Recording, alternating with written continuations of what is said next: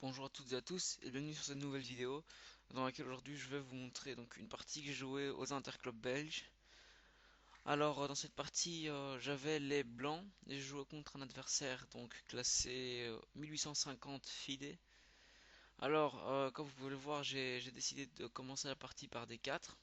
Donc pour un peu changer de 4 puisqu'à la fin voilà c'est pas toujours amusant de jouer la même variante. Donc des 4 pour varier comme je vous l'ai dit. Donc mon adversaire a répondu par des 5. Alors, faut savoir que après D4, il y a plusieurs coups. Donc pour les noirs, donc comme je vous le montre, je vous l'ai déjà montré, on a C5, bon, qui est moins populaire mais qui se joue quoi. C'est la Benoni. On a cavalier F6 qui se joue aussi. Donc, mais vraiment le coup qui se joue plus peut-être entre C5 et cavalier F6, c'est probablement cavalier F6. Donc mon adversaire joue D5. Alors ici, au lieu de jouer C4 qui rentrerait dans un gambit dame, je préfère opter pour cavalier F3. Donc voilà, on joue calme, on développe une pièce. Et mon adversaire va faire de même, il va développer une pièce, donc son cavalier en F6. Et puis là, bah, je vais jouer fou F4. Alors pourquoi fou F4? Bah, tout simplement parce que mon idée c'est tout simplement de venir jouer E3.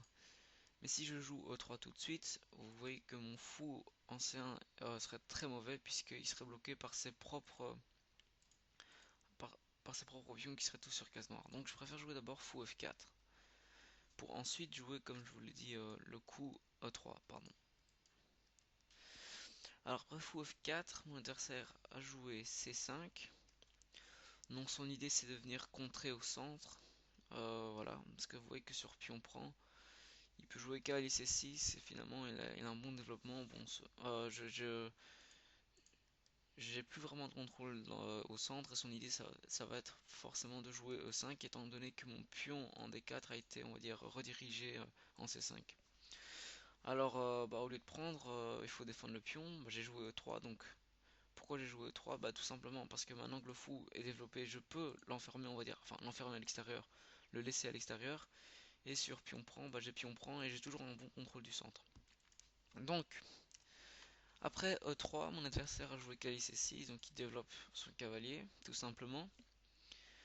J'ai joué C3, donc en fait, ce que je voulais faire c'était un système de Londres, tout simplement, bon, avec cavalier F3 en premier. Donc ce qui n'est pas vraiment une bonne chose, parce que normalement après cavalier F3, si les noirs n'ont toujours pas joué le coup E6, ils jouent la plupart du temps directement fou G4 et ils viennent clouer ce cavalier en F3 qui est assez pénible puisque c'est une des pièces les plus centrales et les plus importantes dans le système de Londres puisqu'on va éventuellement plus tard dans la partie on essaiera toujours avec les blancs de mettre un cavalier sur E5 et voilà. Donc le fait de clouer ce cavalier était dommage.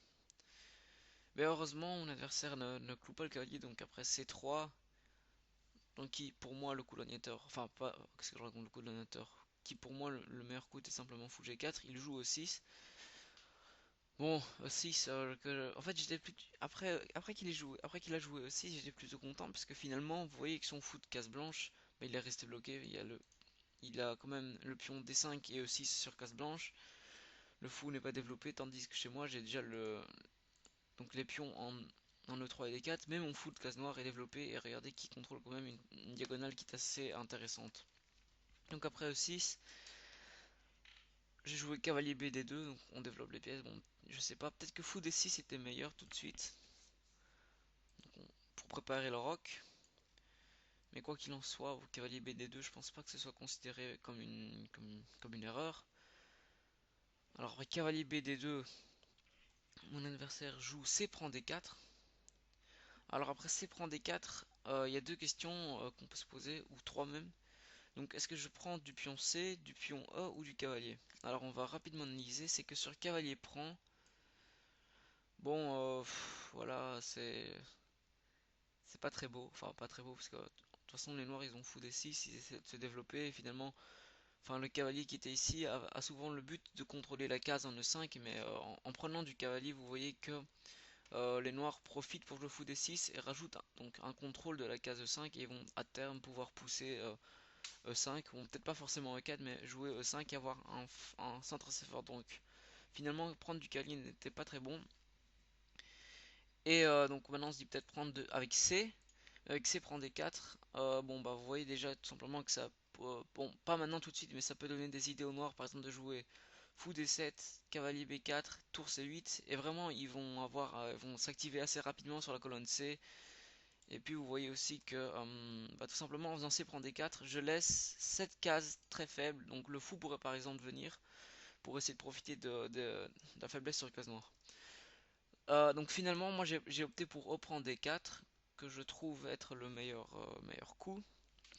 Tout simplement parce que ça, donc, comme je vous l'ai dit, ça ne donne pas de possibilité de contre pour les noirs sur les cases noires. Et ça garde toujours un contrôle assez intéressant sur la case E5. À noter qu'il y a le fou, le cavalier et le pion qui gardent vraiment cette case E5 et qui vont en quelque sorte créer un pion arriéré pour les noirs en E6. Alors après, E prend D4, mon adversaire joue fou E7. Donc ici je pense que fou D6 était peut-être meilleur. Mais enfin bon, son idée était probablement tout simplement de faire le petit roc. Donc fou E7. Après fou E7, je joue H3, voilà. Donc bon, c'est vrai que ça semble pas vraiment le meilleur coup, mais mon idée était tout simplement que après un coup comme cavalier H5, je pouvais toujours rapatrier le fou en H2 et garder cette diagonale. Parce que regardez, si je joue pas H3, on va dire un coup lambda comme tour AC1, donc la variante. On a cavalier H5, et par exemple après fou G3, cavalier prend cavalier, H prend G3. Ok, certes, j'ai une colonne qui est assez importante pour les blancs, parce qu'ils ont la colonne H ouverte. Mais ce que je trouvais dommage, c'est de perdre ce fou qui est la plupart du temps assez intéressant dans le système de Londres, qui contrôle cette longue diagonale et qui justement, en plus de ça, garde un contrôle sur les cases de 5. Donc après fou E7, bon c'est vrai, on peut considérer ça comme une perte de temps, j'ai joué H3. Hop, pardon. Donc j'ai joué H3 pour créer une case de secours. Donc justement après H3 il a joué cavalier H5. Donc fidèle à mon idée de garder le fou. Donc de toute façon fou G3 ici ne sert à rien parce qu'il cavalier prend, puis on prend. J'ai tout simplement une très grosse faiblesse en G3 et mon roi il est quand même assez découvert. Bon, c'est vrai que les noirs n'ont pas encore vraiment de motif d'attaque, mais c'est assez dérangeant. En plus, je prends même pas du pion qui va vers le centre, mais c'est vraiment le pion qui se dévie du centre, donc ça c'est vraiment horrible. Donc après cavalier H5, bah tout simplement fou H2. Voilà, nouvelle ligne principale. Fou H2 joué, et là il va jouer un coup qui m'a surpris quand même, il a joué G6. Bon, peut-être que pourquoi a-t-il joué G6? Parce qu'il avait probablement peur des idées de découverte, comme par exemple un coup comme cavalier E5 qui semble très fort, puisque j'installe mon cavalier sur un poste, enfin un avant-poste, et en même temps j'attaquerai son cavalier qui se trouve en H5. Donc il a joué G6. Bon, je trouvais G6 assez affaiblissant dans le sens où si l'idée des noirs était de simplement de roquer, bah regardez qu'après le rock, il y aurait toutes ces cases noires qui seraient très faibles. C'est vrai qu'il aurait encore une manœuvre telle fou ici, donc il aurait une manœuvre comme fou F6 et fou G7, mais ça perdrait un peu de temps. Donc G6, voilà, j'étais pas très convaincu par ce coup. Donc après fou G6, j'ai joué fou D3. Mon adversaire, bon là il a encore fait une perte de temps, il va jouer fou D6. Donc il va probablement essayer d'échanger les fous de case noire. Alors fou D6, et là j'ai joué cavalier E5. Alors là il y a un petit piège en fait. Je pensais que mon adversaire allait tomber dedans, mais il n'est pas tombé dedans. C'était donc s'il joue F6 pour venir déloger le cavalier, et ben, il y avait tout simplement cavalier prend G6. Et sur pion prend, on avait fou prend G6 échec. Et au prochain coup, les blancs vont venir capturer le cavalier en H5. Et si après pion prend, bah, il joue tout simplement tour G8. Je peux par exemple venir prendre le cavalier en H5. Et après, si les noirs viennent prendre, on a quand même fou prend G6 échec. Et les blancs ont une position qui est clairement gagnante. Donc c'était le coup que j'espérais qu'il joue, donc à savoir F6. Mais après cavalier E5, donc il a tout simplement changé cavalier prend E5. D prend E5. Bon, j'ai pas pris du fou, j'ai pris du pion parce que je pensais que ce pion plus tard pourrait lui poser des problèmes hein, donc dans son camp qui contrôle deux cases qui me semblait assez importante. Oh. Et donc après D prend E5, fou C5 est joué. Donc le fou est attaqué, il le joue. Et là j'ai fait petit roc tout simplement. Donc on termine. Avant de créer l'attaque, il faut mettre le roi à l'abri, petit roc. Et là il va jouer fou D7, donc il veut essayer de développer son fou de case blanche. qui est un problème hein, finalement, puisque vous voyez que le pion, la structure de pion est sur case blanche. Donc après fou D7, je joue cavalier F3. Pourquoi cavalier F3? Parce que je pense que mon cavalier sur cette case ne fait pas un grand job quoi. Donc il faudrait que je le réoriente. Cavalier B3 aurait été aussi une option, mais enfin moi ce que je me disais c'est qu'après cavalier B3, ah pardon, cavalier B3, donc nouvelle variante, et par exemple fou B6, une idée des noirs clairement pourrait être de venir jouer A5, A4 pour venir embêter mon cavalier, puisque ce qu'il faut savoir c'est que les cavaliers quand ils sont positionnés en B3 ou en G3 sont jamais, c'est pas leur case naturelle et les noirs peuvent facilement envoyer leur pion pour venir déloger ce cavalier. Donc j'ai préféré jouer cavalier F3 qui me semble être une case plus naturelle. Donc là mon adversaire joue dame B6 et là bah, j'ai joué dame B3 tout simplement, je propose l'échange des dames. Donc là mon adversaire envoie A5. Donc il a probablement une idée de jouer A4 pour que je joue ma dame encore une fois que je perds un temps. Et en plus en jouant A4 il gagnerait un peu plus d'espace sur l'aile dame. Donc après A5 j'ai tout simplement échangé les dames. Donc dame prend B6, fou prend B6. Et après fou prend B6, bah, étant donné que son plan était peut-être toujours de continuer la poussée, j'ai décidé de jouer A4 tout de suite pour arrêter cette poussée. Donc après A4 il a joué tour C8. Bon, tour C8, la colonne est encore fermée, hein. Vous voyez qu'il ne peut pas jouer tour C4 puisqu'il y a encore le fou qui contrôle la case. Mais bon, peut-être que par la suite, je sais pas moi, avec un coup comme D4, il pourrait essayer d'ouvrir la colonne C et trouver du contre. Et donc après tour C8, j'ai joué cavalier D4. Alors quelle est mon idée ici? C'est tout simplement de trouver une meilleure case pour mon cavalier puisque finalement, ok, en D2, il avait une très mauvaise poste. En F3, il en a toujours un qui est moins on va dire nul, mais bon, enfin vous voyez qu'il fait rien de spécial, il contrôle le cage H4, H5, H4 pardon oui, H4, G5, mais ça sert à strictement rien, donc j'ai joué cavalier D4, dans l'idée de venir jouer cavalier B5 et cavalier D6 échec, donc vous voyez que la case D6 est un bon avant-poste, qui est bien gardé par mon pion en E6, et mon fou en H2, bon même s'il est un peu bloqué, mais bon, c'est déjà quelque chose, donc cavalier D4 est joué. Bah, vous voyez que le cavalier de mon adversaire n'est pas bon non plus, donc lui aussi va essayer de le réorienter, il va jouer cavalier G7, donc il y a probablement des idées de cavalier F5. Et donc moi, bah, fidèle à ma propre idée, après cavalier G7, j'ai tout simplement joué cavalier B5, toujours dans l'idée de venir sur D6 et de menacer cette fourchette entre le roi et la tour. Et donc pour éviter cette fourchette, mon adversaire, après cavalier B5, a tout simplement pris mon cavalier, donc fou prend B5, fou prend B5 échec. Roi F8. Et là, l'ordinateur donne déjà un avantage quand même pour les blancs de 0,44. Bon, après Roi F8, j'ai joué tour AD1. Alors pourquoi tour AD1? Bah, peut-être, comme je l'avais dit avant, il pouvait essayer de jouer D4 et d'essayer d'ouvrir la colonne C et de venir prendre ma septième rangée. Donc, enfin, ma seconde rangée dans ce cas-ci. Ce que je trouvais assez embêtant. Donc, pour éviter tout simplement la pousser, j'ai joué tour AD1. Après tour AD1, il a joué cavalier F5. Donc, toujours dans l'idée d'améliorer la position de son cavalier. Cavalier F5, G4. Là, a joué cavalier E7. Bon, je crois que G4 n'était pas vraiment le meilleur coup ici. C'était pas nécessaire, puisque je pense que quoi que je joue, il allait quand même de toute façon aller sur E7 pour peut-être essayer d'aller sur F6. Enfin voilà. Donc j'ai quand même joué G4, cavalier E7. Tour D3. Ok, tour D3, je sais, moi-même je ne sais plus pourquoi exactement j'ai joué ce coup. Bon, voilà. Donc quoi qu'il en soit, c'est ce qui a été joué. Tour D3. Je pense qu'il y avait des idées que c'était si essayer de faire H5 et d'échanger, j'avais toujours la tour qui contrôlait la faiblesse en H3, mais enfin bon, ça c'était voilà, c'est le moins important. Donc tour D3, justement, il a joué H5. Donc maintenant, c'est plus vraiment un problème s'il vient échanger, puisque finalement, bah, cette rangée est assez bien contrôlée. La troisième rangée est assez contrôlée par ma tour en D3. Donc H5 est joué, j'ai joué Roi G2, donc pour renforcer le contrôle de mon pion en H3. H prend G4, donc il essaye d'ouvrir la colonne H pour trouver du contre-jeu. H prend G4, et là il joue cavalier C6.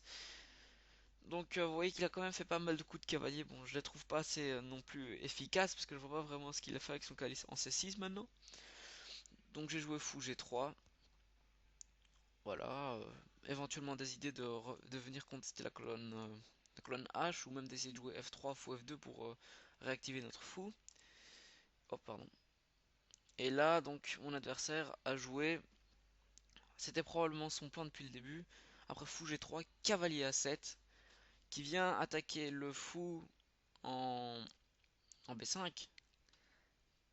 Alors après cavalier A7, le coup qui a été joué c'est C4. Alors, donc, vous voyez que l'ordinateur maintenant lui donne un avantage au noir de 0,94. Et il faut savoir qu'après C4, si il venait prendre avec le pion, j'avais tour D7 et finalement j'ai un pion moins, mais j'ai quand même pas mal d'activité. J'ai la 7ème rangée, je vais doubler sur la colonne. Il y a des idées de récupérer le pion en B7, il va se faire une tour passive en B8. Donc c'était vraiment mon idée après C4, c'était que s'ils prennent du pion, j'avais tout simplement une meilleure activité que lui. Et c'était ça. Bon, l'ordinateur donne que c'est nul, mais bon, on sait très bien qu'un humain ne jouerait pas comme un ordinateur et qu'il pourrait craquer éventuellement. Donc tour prend ne fonctionne pas parce qu'il est tout simplement fou prend et l'ordinateur donne gagnant après cavalier prend B5. Nouvelle variante. Cavalier prend B5 et là l'ordinateur donne tour B3.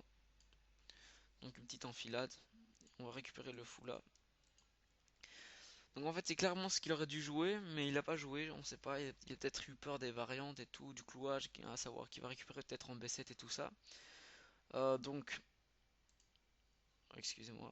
Donc je suis parti dans une variante, donc après cavalier A7, le coup qui a été joué c'était C4, et il a fait, donc oui il a bien fait cavalier prend B5, donc ça c'est la variante principale, c'est ce qui a été joué dans la partie, cavalier prend B5, C prend B5, et là il va jouer, donc nouvelle ligne principale, et là il va jouer tour C4. Donc tour C4 attaque mon pion en A4 et mon pion en G4. Alors en fait ici j'avais déjà un petit piège. Donc j'ai défendu le pion en A4 avec B3. Et là il va tomber dans le piège, il va jouer tour prend G4. Et donc après tour prend G4, j'ai tout de suite joué le coup F4. Et vous voyez que la tour noire n'a pas de case. Vous voyez en H4 il y a le fou qui protège. En G4, en G5 pardon, il y a le pion qui protège. Si je prends le fou je reprends. Et s'il prend le pion je reprends. Donc après F4, la tour n'a plus de cases et l'idée des blancs va être tout simplement de venir jouer roi F3 et de venir coincer cette tour.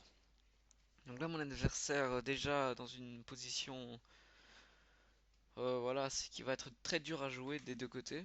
Parce que même avec une qualité en plus, ça va pas se gagner si facilement comme vous allez le voir dans la partie. Donc après F4, excusez-moi, il joue roi E7. Donc l'idée est toujours la même, roi F3, tour prend G3, on prend un fou au passage. Roi prend G3, et là, mon adversaire joue tour C8, donc il essaie de trouver du compte sur la colonne C ouverte. Donc là, je vais jouer, enfin, je vais montrer la partie un peu rapidement parce qu'il n'y a pas grand chose à dire. J'ai quand même tourné autour du pot, donc j'ai fait tour H1, j'occupe la colonne ouverte. Il joue tour G8, roi F3, fou C5. Et là, j'ai joué tour C3, donc là j'attaque tout simplement le fou. Il a joué B6, il cadenasse, il veut faire nul. Parce que pour moi, pour les blancs, c'est très dur à gagner cette position vu que tout est bloqué. Donc après B6, roi G4, tour D8, mon adversaire joue passivement. Tour H7, donc on essaie de lui rentrer dedans. Tour B8, donc vous voyez qu'il fait vraiment des coups passifs. Roi F3, donc je sais plus pourquoi, parce qu'en fait j'avais peur qu'il fasse des coups comme des cas, donc je pense que mon idée c'était de venir sur D3 et ensuite envoyer la tour de l'autre côté. Enfin bon, en plus il faut avouer que j'avais pas beaucoup de temps, si je me trompe pas j'avais 5 minutes, en dessous de 5 minutes, donc voilà. Quand on fait une partie à laquelle on est habitué à prendre 10 minutes par coup parfois, et tout de suite passer à 5 minutes, et auquel on doit faire encore combien de coups? On doit encore faire 10 coups et on a 5 minutes, c'est assez chaud, donc voilà, parfois moi-même j'étais pas tellement sûr de mes coups, mais bon, ils étaient pas perdants, mais c'était vraiment le suffisant. Donc. Roi F3, oui, roi F3, donc il a fait... Attendez, je me suis perdu dans les lignes. Donc on était à roi F3. Oh, excusez-moi, il manquait en fait deux coups, je me suis trompé de ligne. Ouais, deux coups, ouais, exact. Donc, bon, finalement, j'étais pas en si gros problème de temps, mais quand même, faire deux coups en 5 minutes. Comme je vous l'ai dit, quand on est habitué à prendre beaucoup plus de temps. Donc, roi F3 à tour D8, il fait que des coups passifs. Roi E2, tour B8, vous voyez que mon adversaire se casse pas la tête. Et là j'ai joué tour G3, donc tour G3, l'idée est simple, c'est juste de venir prendre le pion en G6 puisque ce pion est cloué par ma tour. Donc après tour G3, tour G8, on vient protéger le pion. Tour G H3, donc on double sur la colonne ouverte. Mon adversaire joue fou B4. Tour H8, donc je propose l'échange des tours. Mon adversaire le refuse, il joue roi F8. Alors ici j'ai joué tour H1. Bon, je savais pas vraiment pourquoi, peut-être essayer d'échanger et puis de trouver du contre-jeu sur la colonne C. Et après tour H1, mon adversaire joue fou C5, qui est tout simplement une très grosse erreur. Donc je vous laisse quelques secondes pour trouver le coup. Donc, ne regardez pas l'évaluation de l'ordinateur. Le coup que les blancs ont fait, donc que j'ai fait et qui m'a permis de gagner la partie. Alors ici, le coup qui m'a permis de gagner la partie, c'est tout simplement tour prend G8 échec. Donc si les noirs partent, on a une tour en plus, c'est génial. Donc roi prend. Et après roi prend, il y a tout simplement tour C1. Et après tour C1, vous voyez donc les noirs n'ont pas beaucoup de coups. Donc s'ils jouent un coup comme fou B4 par exemple, on a tout simplement tour C6, donc on attaque le pion. Le fou revient protéger le pion, mais après tour prend, pion prend. Ce pion va à la promotion, le roi n'est pas dans le carré. Donc après tour C1, il peut pas faire de coup de fou. Et puis oui, petite remarque, c'est que même si il essaie de pas défendre le pion, vous voyez quand même que ce pion est tombé, puis bah, ce pion va très facilement promouvoir puisqu'il accompagne de la tour et ça devrait être partie gagnante. Donc après tour C1, mon adversaire a joué roi G7. Et là j'ai simplement joué tour prend C5 et mon adversaire a abandonné puisque c'est la même chose qu'avant sur pion prend, on a simplement B6 et le roi n'arrivera pas à temps pour arrêter ce pion qui va aller à dame. Voilà, j'espère que cette petite vidéo vous a plu. Donc ce sera un nouveau concept que je vais créer.